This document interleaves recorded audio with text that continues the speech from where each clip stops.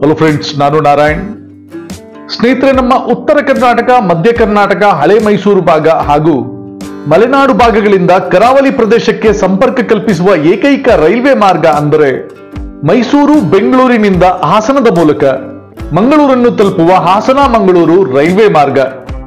ನಮ್ಮ ಕರ್ನಾಟಕ ರಾಜ್ಯದಲ್ಲಿ 343 ಕಿಲೋಮೀಟರ್ ಉದ್ದದ ಕಡಲ ತೀರವಿದ್ದರು. ಇಷ್ಟು ದೊಡ್ಡ ಕಡಲ ತೀರದಲ್ಲಿ 11 ಬಂದರುಗಳಿದ್ದರು. ನಮ್ಮ ರಾಜ್ಯದಲ್ಲಿರುವ ಈ 11 ಬಂದರುಗಳ ಪೈಕಿ ಸರ್ವ ಋತುಗಳಲ್ಲಿಯೂ ಕಾರ್ಯನಿರ್ವಹಿಸಬಲ್ಲ ಮೇಜರ್ ಪೋರ್ಟ್ ಇರುವುದು ಒಂದೇ ಒಂದು, ಅದು ನಮ್ಮ ನವಮಂಗಳೂರು ಬಂದರು. ನಮ್ಮ ಕರ್ನಾಟಕ ರಾಜ್ಯ ಪ್ರತಿ ವರ್ಷ 3 ಲಕ್ಷ ಕೋಟಿ ಮೌಲ್ಯದ ವಸ್ತುಗಳನ್ನು ಆಮದು ಮತ್ತು ರಫ್ತನ್ನು ಬಂದರುಗಳ ಮೂಲಕ ವ್ಯವಹರಿಸಿದರು. ನಮ್ಮ ರಾಜ್ಯದಲ್ಲಿ ಉತ್ಪಾದನೆಯಾಗುವ ವಸ್ತುಗಳ ಎಕ್ಸ್ಪೋರ್ಟ್ ಹಾಗೂ ನಮ್ಮ ರಾಜ್ಯದಲ್ಲಿ ನೆಲೆಸಿರುವ ಕೈಗಾರಿಕೆಗಳಿಗೆ ಹೊರದೇಶಗಳಿಂದ ಕಚ್ಚಾ ವಸ್ತು ಹಾಗೂ ಕಲ್ಲಿದ್ದಲು ಇಂಪೋರ್ಟ್ ಆಗುವುದು ಕೇವಲ 2% ವಸ್ತುಗಳು ಮಾತ್ರ.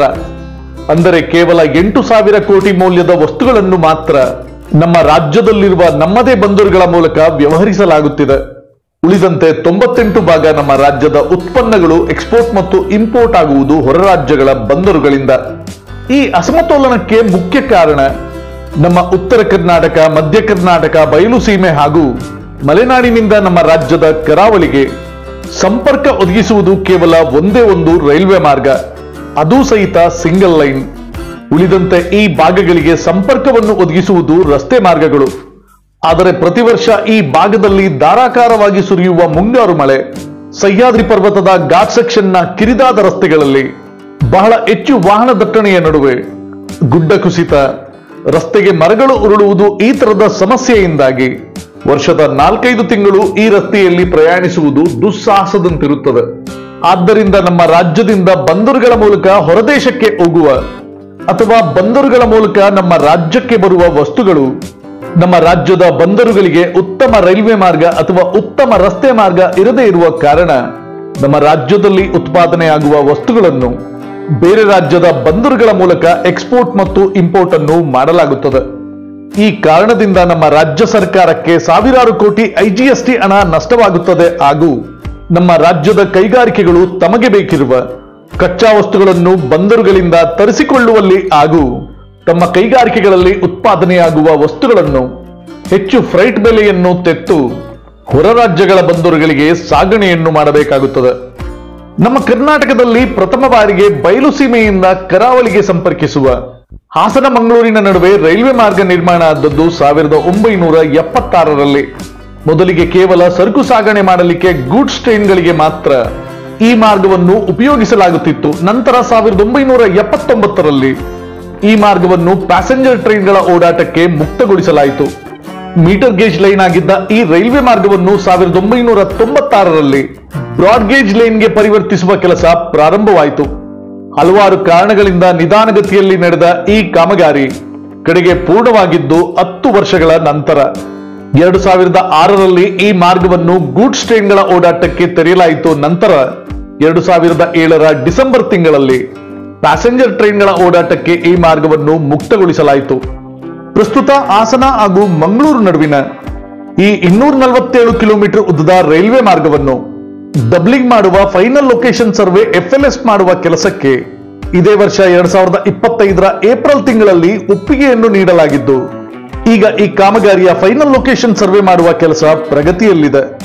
ಈ 247 ಕಿಲೋಮೀಟರ್ ಉದ್ದದ ರೈಲ್ವೆ ಡಬ್ಲಿಂಗ್ ಕಾಮಗಾರಿಯನ್ನು 2 ಭಾಗವಾಗಿ ವಿಭಾಗಿಸಲಾಗಿದೆ. ಭಾಗ 1ರಲ್ಲಿ ಹಾಸನದಿಂದ ಸಕಲೇಶ್ವರದವರೆಗಿನ 120 ಕಿಲೋಮೀಟರ್ ಮಾರ್ಗದ ಫೈನಲ್ ಲೊಕೇಶನ್ ಸರ್ವೆ ಹಾಗೂ ಡೀಟೇಲ್ ಪ್ರಾಜೆಕ್ಟ್ ರಿಪೋರ್ಟ್ ಅನ್ನು ಸಿದ್ಧಗೊಳಿಸಲಾಗುವುದು ಹಾಗೂ ಭಾಗ 2ರಲ್ಲಿ ಸಕಲೇಶ್ವರದಿಂದ ಪ್ರಾರಂಭ ಆಗಿ ಸಹ್ಯಾದ್ರಿಯ ಪರ್ವತಗಳ ಮೂಲಕ ಸಾಗುವ ಘಾಟ್ ಸೆಕ್ಷನ್ ನಲ್ಲಿ ಬರುವ 127 ಕಿಲೋಮೀಟರ್ ಉದ್ದದ ರೈಲ್ವೆ ಮಾರ್ಗದ ಫೈನಲ್ ಲೊಕೇಶನ್ ಸರ್ವೆ ಹಾಗೂ ಡೀಟೇಲ್ ಪ್ರಾಜೆಕ್ಟ್ ರಿಪೋರ್ಟ್ ಅನ್ನು ಸಿದ್ಧಗೊಳಿಸಲಾಗುವುದು. ಮುಂದೆ 2026ರ ಏಪ್ರಿಲ್ ವೇಳೆಗೆ ಈ ರೈಲ್ವೆ ಲೈನಿನ ಫೈನಲ್ ಲೊಕೇಶನ್ ಸರ್ವೆ ಹಾಗೂ ಡೀಟೇಲ್ ಪ್ರಾಜೆಕ್ಟ್ ರಿಪೋರ್ಟ್ ಮಾಡುವ ಕೆಲಸವನ್ನು ಪೂರ್ಣಗೊಳಿಸಲಾಗುವುದು ಹಾಗೂ ಮುಂದೆ ಅಂದಾಜು 5,000 ಕೋಟಿ ವೆಚ್ಚದಲ್ಲಿ ಈ ಕಾಮಗಾರಿಯನ್ನು ನಿರ್ಮಿಸಲಾಗುವುದು. ಸೌತ್ ವೆಸ್ಟರ್ನ್ ರೈಲ್ವೆ ಅವರು ಈ ಕಾಮಗಾರಿಯ ಉಸ್ತುವಾರಿಯನ್ನಾಗಿ Hassan Mangaluru railway department company ಎಂಬ SPV ಸ್ಪೆಷಲ್ ಪರ್ಪೋಸ್ ವೆಹಿಕಲ್ ಅನ್ನು ಸ್ಥಾಪಿಸಿದ್ದು, ಈ ಕಾಮಗಾರಿಯನ್ನು ಕರ್ನಾಟಕ ರಾಜ್ಯ ಸರ್ಕಾರ ಹಾಗೂ ಮಿನಿಸ್ಟ್ರಿ ಆಫ್ ರೈಲ್ವೆ ಅವರ ಪಾಲುಗಾರಿಕೆಯಲ್ಲಿ ನಿರ್ಮಿಸಲಾಗುವುದು.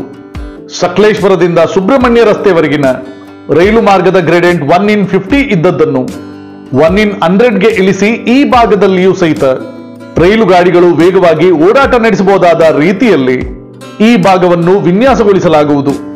ಮುಂದೆ ಈ ಭಾಗಗಳಲ್ಲಿ ಗುಡ್ಡ ಕುಸಿತ ಹಾಗೂ ಗುಡ್ಡಗಳಿಂದ ಬಂಡೆಗಳು ಜಾರಿದರೆ ಆಗಬಹುದಾದ ತೊಂದರೆಗಳನ್ನು ತಪ್ಪಿಸುವ ರೀತಿಯಲ್ಲಿ ಹೊಸ ಡಬಲ್ ಲೈನ್ ನಲ್ಲಿ ಸುರಕ್ಷತಾ ಕ್ರಮಗಳನ್ನು ನಿರ್ಮಿಸಲಾಗುವುದು.